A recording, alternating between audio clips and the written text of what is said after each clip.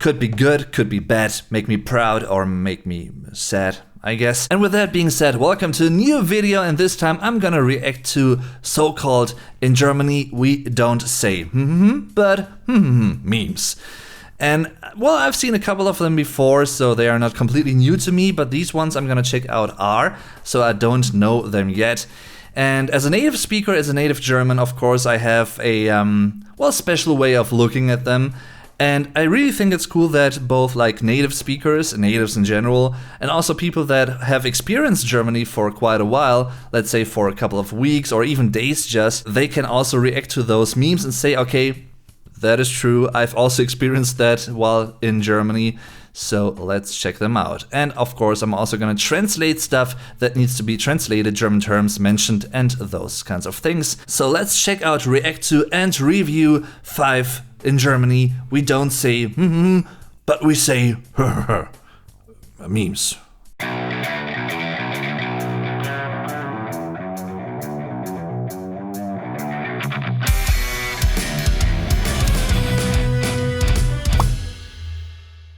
Alright, the first one is, in Germany we don't say wie bitte, sondern das habe ich jetzt akustisch nicht ganz verstanden. And I think that's beautiful. Well, that is sort of true, depends on how polite you want to be, of course. But yeah, in Germany we also say wie bitte, which means pardon, or literally speaking, how please. And we could also say something like, I haven't quite gotten that acoustically. I didn't understand that acoustically. Both are totally possible in Germany, and it depends on how elaborate you want to be and how you are as a person, how polite you want to be, if it's a more formal context or an informal context, for instance, even though both are pretty formal and pretty polite, which vice versa speaking also means that there are some easier, simpler, shorter ways of saying pardon in Germany as well. And well, some colloquial ones that even sound a bit rude to, well, people, for instance, elders that might see those as something, well, too colloquial even, and too impolite therefore. So Germans might also sometimes just say, or was? What? Which basically also says, pardon, I didn't understand what you said, but you know, the quality of that, the linguistic quality of that is different. And I think what's also interesting about this one is a tendency that Germans sometimes have is that they, or at least I do, I don't know if other Germans can relate to that necessarily, but speaking for myself and for some people that I know, some Germans, we have a tendency to express something quite formulaic, or for instance, sometimes there's a certain tendency to phrase something that otherwise could also be expressed or explained in just like 3 words or something like that. Both linguistically and culturally speaking quite interesting, so let's head over to the next one, which is, in Germany we don't say I have to go now, which we wouldn't say in the first place because it's English. We klatschen the hands on the Oberschenkel and say so, and I think that is beautiful. Yeah. Oh boy. Yeah, there is much truth in this one, let me tell you. And of course, as you might have seen, this one mixes up, well, German and English both together in one phrase, in one expression. We clap the hands onto our thighs and say, so, alright, pretty much. And I think that's beautiful. There's so much that could be said about the German term so, which pretty much works as a particle. For instance, you could use it in this scenario, meaning you want to go, you want to leave a place or a person. Then you might say so, like, all right, I gotta go. But it also works in a different way. For instance, I had a teacher who, well, every time he entered the classroom, he would start small talk, first and foremost, before he would start the lesson. And once the small talk was over, he would continue by saying za, like really expressive, za, with a little bit of slang or twang, right? So, and once he said that, like, the weather is nice today, and you know, yeah, all is cool, and za, like, we all knew, okay, shit's getting real now, lesson's gonna start. And apart from a few other contexts that I could mention here, I wanna highlight and stress something that is pretty important linguistically speaking, because of course there's also and so in English, And we have so and also in German. But please don't confuse them because they don't necessarily are the equivalents to one another in each language. So they are somewhat related, but slightly differently, and I've made a whole entire video about that topic because that is a big difference. Yeah, just be aware of that. In Germany, we don't say it's raining, we say so eine dreckige Scheiße, die ganze Woche bei Sonnenschein gebuckelt und jetzt kann ich mich beim Grillen anschiffen lassen.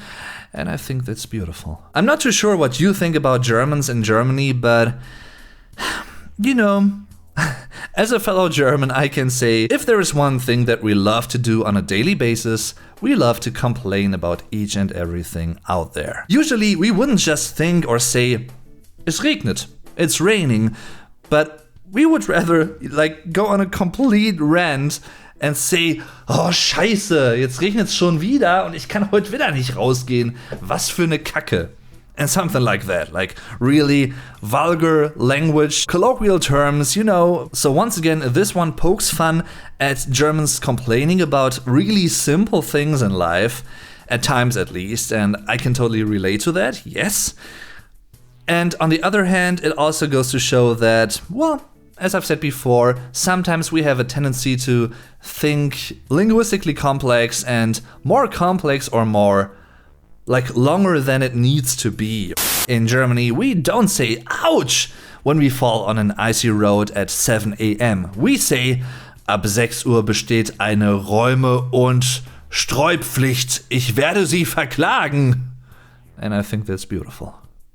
Germans can also be very pedantic and, very, very rule-based and law-based when it comes to something that doesn't actually work the way they have intended. And of course, no one is happy when they fall because it's black ice outside and it could have been prevented by just spreading some road salt and those kinds of things, right?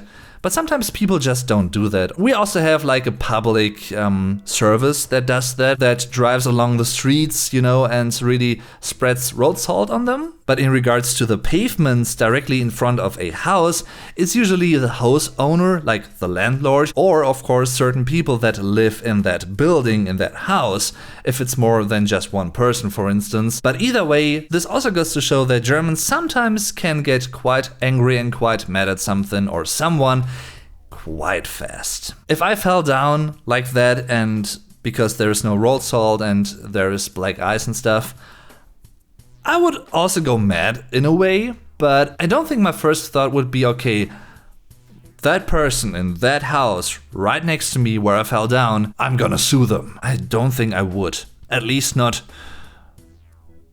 immediately. And one more thing about this one that is quite hidden, I'd say, and it's not the focal point of this one at all. Might even be surprising to some of you, but Germans wouldn't say ouch, or we wouldn't use the interjection ouch. We would just say aua or au. In Germany, we don't say Torben, würdest du dich mit dem Anziehen bitte beeilen? Die Schule fängt bald an. We say Hamas bald, and I think that's beautiful. Stressed a little bit less, the last term means Hamas bald, which doesn't really exist like that in German. It does in colloquial spoken informal German, in daily German, but it doesn't exist like that in written form.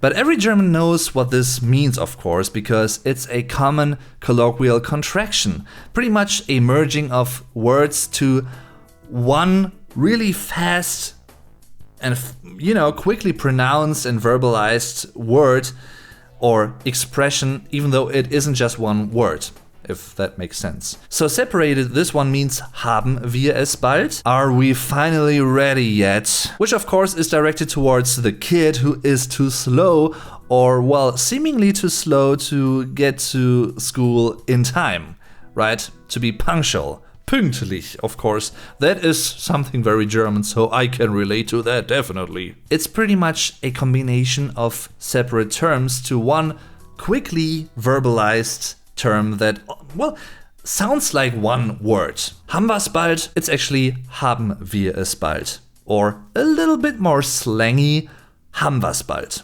And of course, I would like to know, have you experienced these things before, either being German yourself or having lived in Germany for quite a long time, for instance, or just in general? What do you think about these things? It's always interesting because they make you think, actually. And, well, especially me being German, and maybe also you guys maybe not being Germans, I don't know.